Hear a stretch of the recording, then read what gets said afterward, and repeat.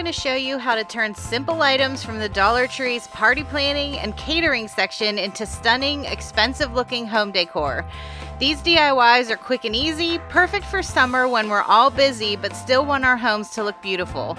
So grab your Dollar Tree finds and let's get crafting.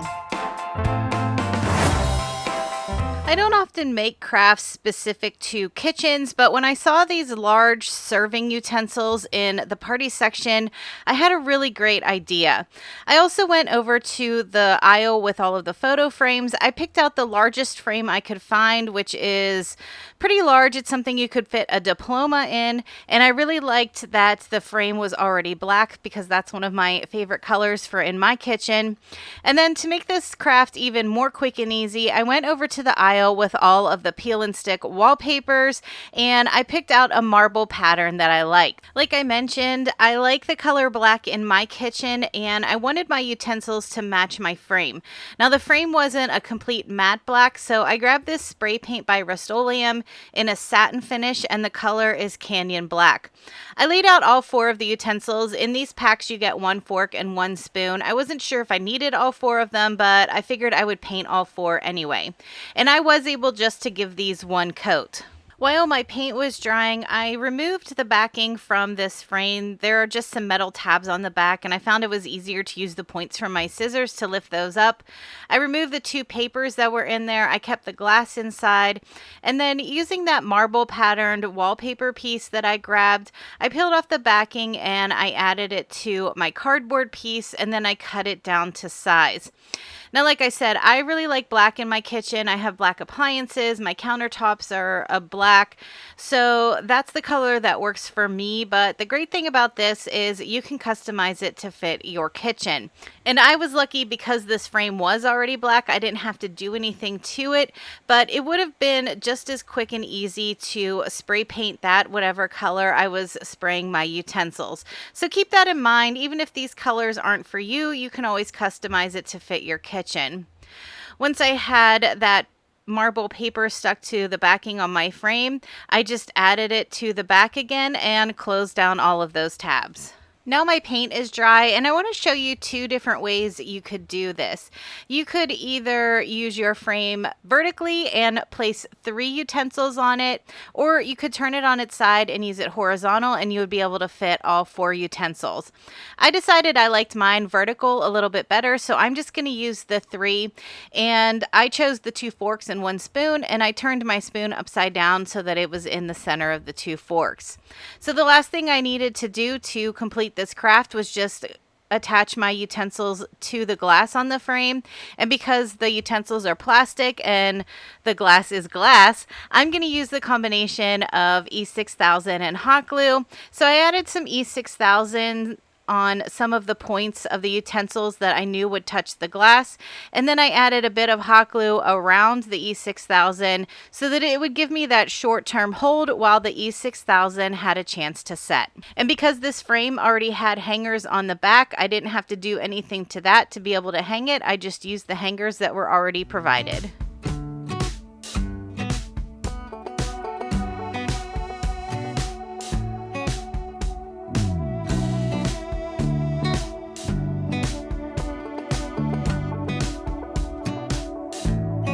This 2-pack of bowls caught my eye because I thought they were such a unique shape. I thought the base of the bowl was so small compared to the opening that I immediately thought it would look good as a pedestal. So also from the same section, I found these clear bowls that have a unique shape too. They are pretty large, but they're on a slant, and I thought these 2 together would make a great way to display some flowers or plants. Now, because those smaller bowls came in a 2-pack, I did buy 2 of the larger bowls, but I'm only going to make 1 of them for you today. And anytime I glue plastic on plastic, I always like to use the E6000 hot glue combo. Now, if you had some extra time on your hands, you wouldn't have to use the hot glue. You could just use the E6000 and then let it rest for a good while until it sets up. But because I was pressed for time, I used the hot glue too. That way it gave me that short-term hold, and as soon as the hot glue had cooled down, I was able to handle these and take them outside to paint them. I'm using the paint by Rust-Oleum. It's a multicolored textured spray paint in the color Desert Bisque. I really love this color and I love the texture it gives things. It gives it kind of that grainy texture like a stone. And for this paint, I found that it's easier if you give it 2 light coats rather than trying to do just 1 coat. And I apologize for the weird camera angles. It's really hard to film yourself while you're spray painting. I'm trying to look at the thing I'm painting and my phone at the same time, and it's just a mess. So I'm sorry for all the weird angles. After my second coat of paint was dry, this was pretty much done. And I really like how you can still see some of the lines on the bottom bowl. I wasn't sure if those would come through after the paint or not, but they did. Now you could do whatever you want with this. If you wanted to decorate the outside more, you could. You could do some stenciling on it, or if you didn't use a textured spray paint, you could add some window clings or decoupage some napkins all over it. I really wanted to show off the texture of this, so I didn't do anything to the outside of mine. And for the inside, I just added some floral foam and some decorative rocks, and I was playing around with different types of greenery. I kind of wanted some to hang over the edge, but then it didn't really look right. So in the end, I just added some longer pieces of eucalyptus to mine. But the nice thing about this is because it is a neutral color, I'll be able to change it out and use it pretty much year round.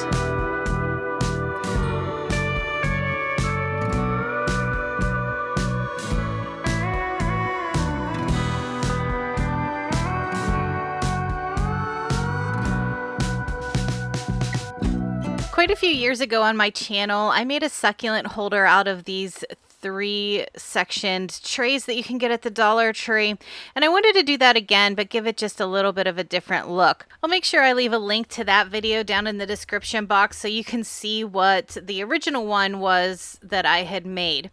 Now for this, you'll need 2 of these trays, and I'm using that combination of E6000 and hot glue for that short-term, long-term hold. And I'm just applying some of the glue to the bottom of one tray, and I'm stacking the other tray right on top. I'm so glad that it's nice enough outside to be able to spray paint, because I think that's such a time saver whenever you're crafting. I'm always sad in the winter when I have to hand paint so many things. Don't get me wrong, I like hand painting, but spray painting sometimes is just the way to go. So I'm using this Rust-Oleum spray paint in a metallic finish, and the color is titanium silver. And you might be saying, the trays are already silver, why are you painting them silver?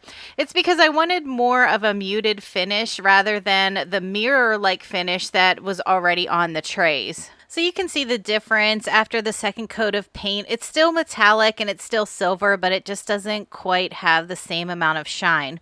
Now I wanted to make this whole thing look more galvanized, so I mixed up some gray and white paint so that the tone of the gray was about the same level as the tone of the silver, if that makes sense. I didn't want it to be darker or lighter. I wanted it to match pretty well, but I'm using chalk paint, which has that matte finish.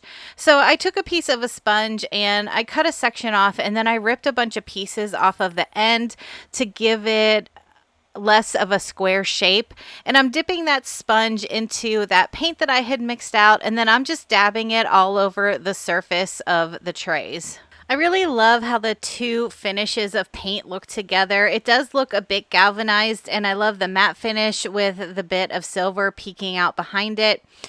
Now, it's up to you how you want to decorate this tray up. I'm going to add some flowers to mine. So I already hot glued in a few cubes of floral foam to each section, and I created some jute bows for on the front where the 2 pieces come together to kind of hide that seam in between the 2 trays. Then I added some green moss to the tops of my containers, and I had these cute little daisies on hand, so I just clipped a few of those and added 1 or 2 to each section.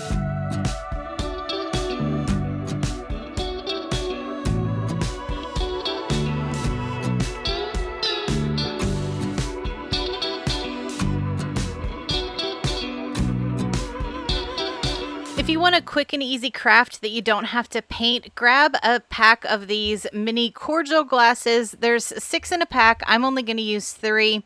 And from the Crafter's Square aisle, I grabbed 2 of these mini palettes. I'm I'm using some hot glue to attach my two palettes together. I ran a thin bead along the bottom side of one of the palettes, and then I just stood it up in the center of the other one to create a platform.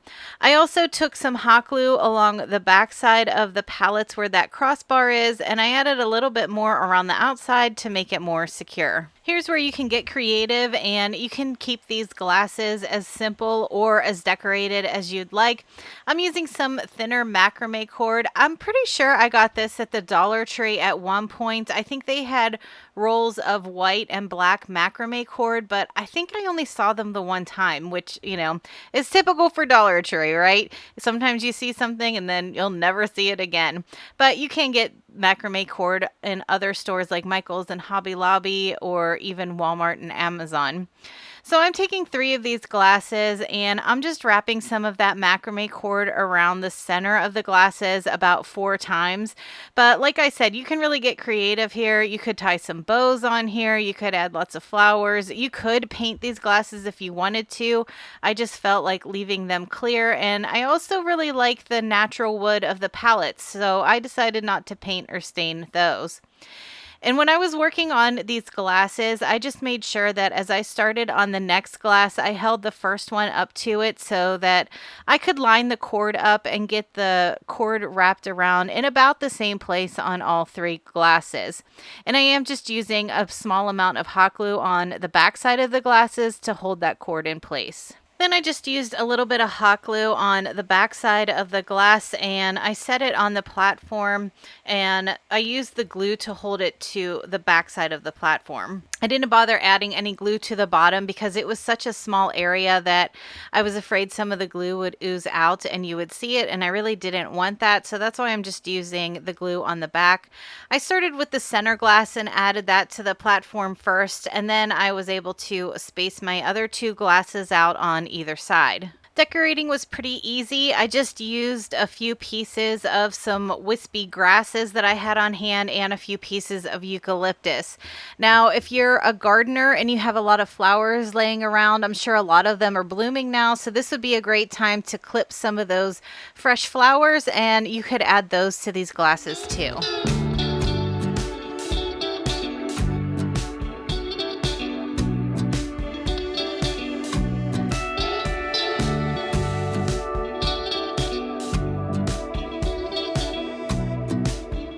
Thanks so much for coming to hang out with me again today. If you're having a busy summer, I hope you still make time to do some crafting. All right, everyone, I hope you have a great week, and I'll talk to you in the next one.